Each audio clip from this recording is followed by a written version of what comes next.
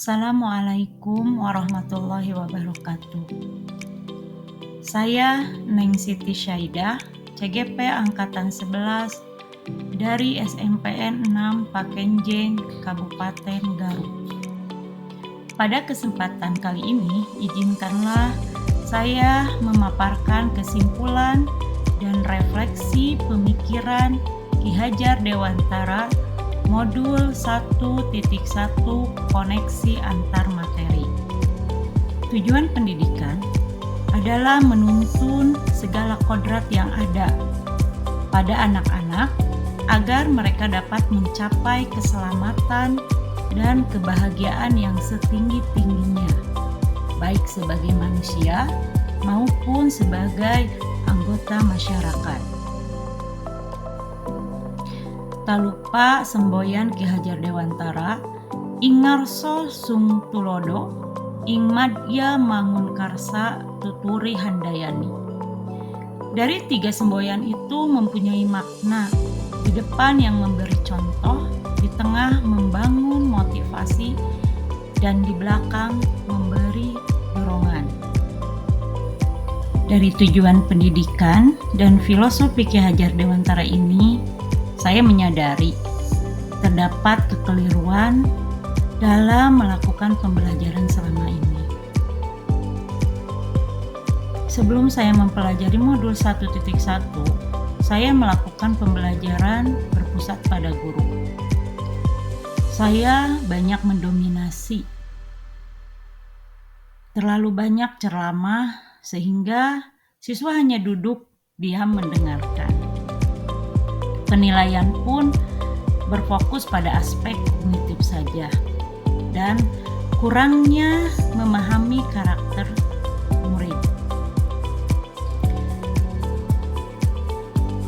Setelah saya mempelajari modul 1.1, saya menyadari bahwa selama ini yang saya lakukan tidak tepat dan tidak sesuai dengan tuntunan pendidikan dan pengajaran yang dicontohkan oleh Ki Hajar Dewantara. Saya berkeyakinan bahwasanya kegiatan pembelajaran itu berpusat pada murid. Guru hanya sebagai fasilitator yang menuntun murid, karena murid bukan sebagai objek, melainkan sebagai subjek pembelajaran. Karena seharusnya murid memiliki kebebasan untuk mengemukakan pendapat, berekspresi, ataupun berkreasi sesuai dengan metode, model pembelajaran, dan media yang tepat. Dan seharusnya saya melakukan proses pembelajaran yang menyeluruh bukan hanya aspek kognitif saja. Namun, penilaian yang harus saya lakukan mencakup 6 aspek penting dalam pembelajaran, yakni kognitif, psikomotor, afektif, sosial, budaya, dan spiritual. Selain itu, saya juga harus mempelajari karakter murid karena pada hakikatnya murid mempunyai karakteristik yang berbeda dan sangat unik. Saya menyadari bahwa murid mempunyai kekurangan dan kelebihan. Oleh karena itu, saya harus menghargai setiap karakter murid dan saya harus memberikan kesempatan murid untuk tumbuh dan berkembang sesuai kodratnya.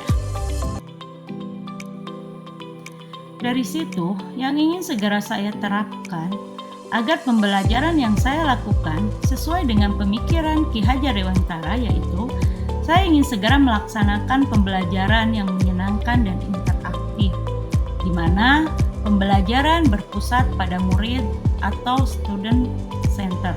Yang kedua, saya ingin segera melakukan pembelajaran yang bervariatif, sehingga murid merasa senang dengan pembelajaran sesuai dengan pemikiran Ki Hajar Dewantara, yaitu memerdekakan murid. Selanjutnya, saya akan menjalankan komunikasi yang baik agar dapat mengenali karakter murid. Sehingga saya berharap terjalin saling memiliki dan diharapkan murid merasa nyaman ketika melaksanakan pembelajaran dengan saya. Karena seyogyanya pembelajaran bukan menuntut, akan tetapi sebagai penuntun. Seperti filosofi Ki Hajar Dewantara, di mana di depan memberi contoh, di tengah membangun, dan di belakang memberi dorongan. Demikian pemaparan dari saya tentang koneksi antar materi, pemikiran Ki Hajar Dewantara. Mohon maaf apabila ada salah dalam penyampaiannya. Salam bahagia. Wassalamualaikum warahmatullahi wabarakatuh.